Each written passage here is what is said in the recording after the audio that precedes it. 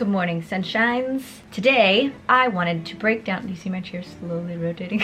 I wanted to break down my gaming setup for you guys today. I know I'm not like #1 top Twitch streamer or anything, but I really enjoy doing it. I'm always excited about it. I think I have a pretty cool setup put together that I put a lot of time and effort and trial and error into over the past year. And so I just kind of wanted to give it a rundown for you, because if you guys are interested in that, or if you're just kind of curious, or if you want to start your own stream, I think it could be really helpful to have known these things before I tried to do it myself, because I screwed up a lot.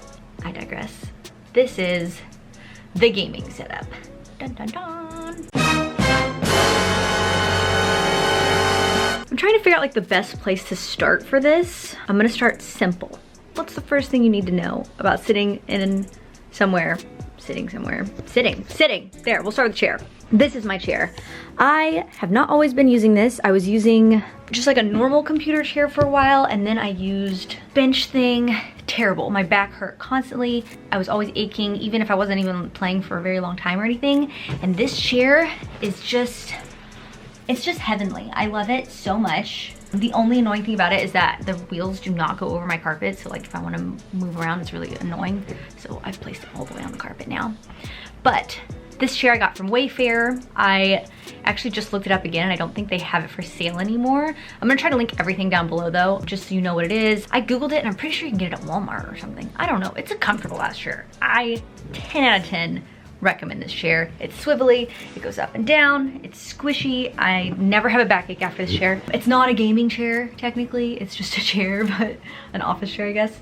But love it. If you'd like to join me down here, next on my list is this computer. This computer is recommended to me by Jake. Shout out to Jake.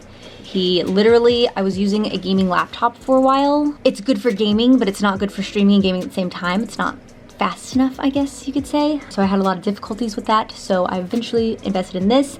It is on Amazon. It is $1,899, which is about as much as my stupid laptop was, and it's great. It is a powerful ass computer. You will have no issues with it. I have not had a single issue with it in regards to like it lagging or not being fast enough to do everything that I want to do at the same time on 2 different monitors, etc. So I love this computer. I have no idea what it's called or what it is.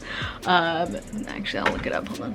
Take me here, take me to mine. There we go, okay. So this is called a CyberPower PC GXI VR8080A3 overclockable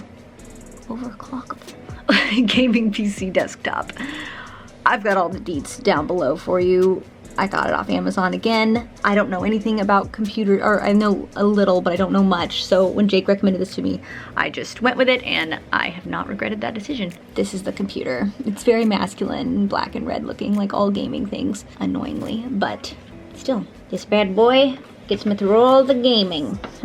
Next really important thing with streaming, and actually I could use this for recording voiceovers for YouTube, or just recording sit down talking videos, because it has got an incredible microphone. So this is a Blue Yeti microphone. Tons of people use it. You can use it for podcasts, you can use it for streaming, you can use it for just talking, singing, anything. This is like, in my opinion and from my experience or what I've heard, like the creme de la creme mics for a modest price, you know. I want to say the Blue Yeti's $150. It's definitely not more than $200, but that's what I have. It comes on a stand. I've taken it off the stand that it comes on and put it on one of these little arm bendy devices, which literally just screws onto any surface. It's just like on my glass desk here, pinched on or whatever. And this was only $10 off Amazon, so highly recommend. I think I've gotten almost everything off Amazon. I wish I was sponsored by Amazon. Amazon, I love you. I will love you always. Thank you for making everything convenient for me. I really recommend this. On mine, I know a lot of people are odd about their settings on their Yeti, I guess. I have mine always on this little setting. It looks like a little heart. And then my gain about at like 4 o'clock, 5 o'clock, somewhere in there. Does that make sense? That is the mic. I love it so much. I plug in my headphones straight into my mic, and then on my computer, I just make everything, the input and output, whatever, everything the Blue Yeti, and then everything goes through it.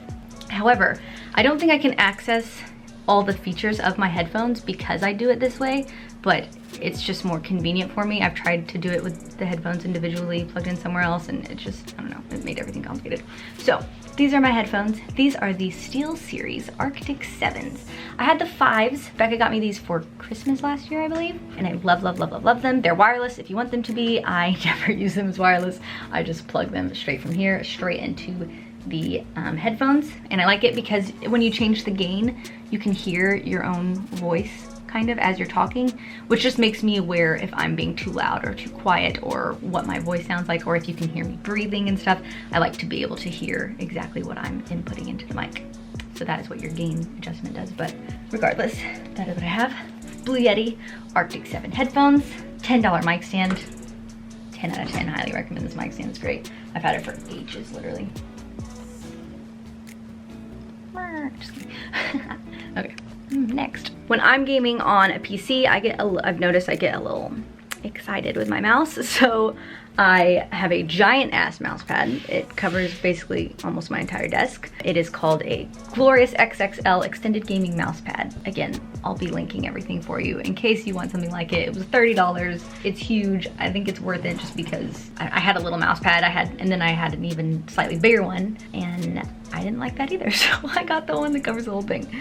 Again, these are like little purchases that I've made down the road. Like, I didn't buy all this stuff at the same time. You definitely don't need to, but this is just what I've learned and what's worked for me as I've gone along. This mouse is a Logitech G502. You can put magnets in here to weigh it down, make it heavier if you want.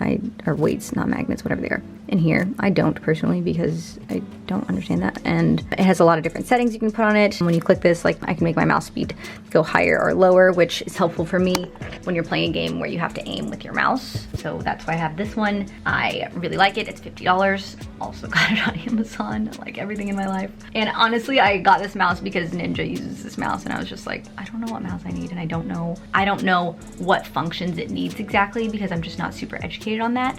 So I just kind of, they're probably paying him off to use it. I don't even know. I like the mouse, it's great. That's all I have to say about it. Okay. This is my keyboard. If you notice, it doesn't have a chunk over here. It doesn't have the little number pad and things. I just like it because it's smaller. It doesn't take up as much space, so it's not in my way over here. And my hands can be closer together when I have one hand over here and one hand on the mouse. It is a Touch 210 keyless NKR tactile action. I was using the keyboard that came with my computer initially, and I think changing to this one helped me a lot. It might all be in my head. Sometimes I think those are kind of placebo effects where I'm like, it's just my keyboard, that's why I'm not winning constantly, that's why I'm not a pro. It's the keyboard. So I'm still not a pro, but I like the keyboard. These are both of my gaming monitors. I think having two is obviously super ideal. When you have the two monitors, then you can play your game on your one monitor, and then you can come over here and you have all your streaming stuff. So this is what I'm streaming. Here's my little webcam, and here is the chat. And so you have it all on one screen. Super easy to access that way. These are both Asus monitors, and I really like them. I've just recently heard that 144 hertz monitor is ideal, and neither of these are. So now I'm like, do I need another monitor? They're fine, honestly. This one goes to 75 hertz and that one goes to 60. It's fine. I don't need another monitor. Say it with me. I do not need another monitor. Okay, that is something I highly recommend. Having two, I didn't do that at first, obviously. I had one monitor and then and then I had my laptop open on the other side, but that's obviously really annoying because the laptop has a whole keyboard and everything, and it takes up a lot of space on the desk, and so it's just kind of irritating. And it's really easy to have two. Like, literally, my mouse just pans over from one to the other, which I didn't know before was like a thing. I had no idea at all. So that's really cool. I think camera would be next. So webcam. This is something that I had a lot of trial and error on. Initially, I was using this Logitech, or 920. I think it's a 920, C920. So I was using this, and I just noticed that I saw a lot of other streamers with just much better quality webcams, and I was really confused and almost kind of annoyed by it because I was like, this is the best one they have. Like, I don't understand why my quality sucks. And then my friend Alex told me about this thing called Camlink. That is, I'll show you right here, this little handy dandy device that has an HDMI port that goes from that into the computer, and then a USB thing that goes from the Camlink into your camera. So only certain cameras work with this Camlink. I found out the hard way. My 3 cameras, all really nice, really fairly pricey, good cameras, none of them work with the Camlink. So if you're gonna use one, check that your camera is compatible first, because it's probably not. Whatever. All the Canons are compatible. Wait, is it Canons or the Sonys? Like every single one of them was compatible except for the one that I have. I think it was the Sonys. Regardless, I got a new camera for it. I didn't need to, but I did. And I call it my backup vlog camera, but I haven't once used it for vlogging. It is called the Panasonic G7 4K mirrorless camera. It was $498. I don't know what's wrong with me. You can take the lens off of it, so I think, I don't know if that makes it a DSLR or not, but you can exchange the lens out, which I think is cool, because technically if you wanted a different or better, whatever quality, you could do that. The other Panasonics that are compatible with the Camlink are abhorrently expensive. They're like $2,000, and I'm like, it's more than my computer costs. I don't understand. So I got the least expensive one that I could find, and the quality is incredible. I love it. It looks so good. So as you can see here, this is Streamlabs OBS. I find it super easy to use and navigate. And then here is the, if I want to make it big, it looks really good quality, as opposed to when I have it with this camera and it's potato quality. On the other hand, now I can also put both cameras on, and then if Max is laying around me and he looks all cute, I'll put this cam on him and I'll have a Max cam, and then I'll have my cam as well. So I have that camera. I have it set up on a tripod just right here. The screen pops out and everything, so I can see exactly what it's on at the time. And then it's plugged in with to my Camlink right here. Now, your issue is that your battery's going to die on it, because it's a battery with a limited battery life. So I also got, this was a process, trust me. Every time I got something, something else would go wrong, and I'd be like, why can't this all just work? So I have this cord, which plugs into this empty kind of battery thing, and then goes straight into a USB that plugs into just your normal USB kind of plug, whatever. Super simple, very easy. This thing was like $30. This setup altogether is just abhorrently pricey, and I would not recommend trying to get this all at the same time, but breaking it down into little pieces over the year has been manageable. And also, I think maybe I've broke even now, like from what I've made from Twitch and what I've spent on all this stuff. I think maybe I've broke even, I don't know. I'm pretty sure I have, because I've been doing really well recently, so. And I just super enjoy it. And I have a ring light, which I use for my YouTube videos, but works really well for my streams too, to fix the lighting and make it all nice and stuff. So I think that is pretty much it. I did mouse, keyboard, headphones, mic, computer, monitors, camera. Yeah, that is it. That is the streaming setup, and it's a doozy. And I messed it all up at least twice, and then I was like, why am I like this?